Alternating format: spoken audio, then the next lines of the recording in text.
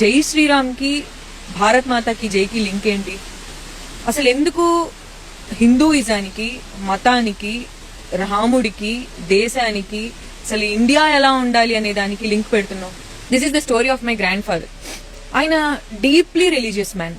ఎంత అంటే ఆయనకి ఏదున్నా రాముడు నా కష్టం చూస్తాడు, రాముడికి నా సమస్యలన్నీ తెలుసు, రాముడే అన్ని బాధలు పడ్డాడు, నా బాధలు ఏమున్నాయి.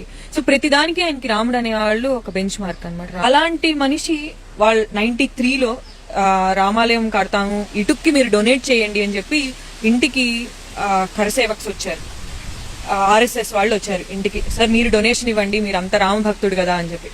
ఆయన పూజలో ఉన్న ఆయన లేచి వెళ్ళి, నా భక్తి రాముడికి, నా రాముడు ఇంట్లో ఉన్నాడు, నా రాముడు ఇంట్లో ఉంటే చాలు, అక్కడ ఒక మసీదుని కట్టేసి మీరు రామాలయం కడితే ఆయన నా రాముడు కాదు, నేను ఇవ్వను అన్నారట.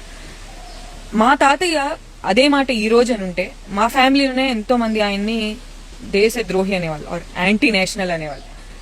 అసలు అంత ప్రొఫౌండ్ గా రిలీజియన్ ఫీల్ అయిన ఆయనకి దేశద్రోహికి లింక్ ఏంటి?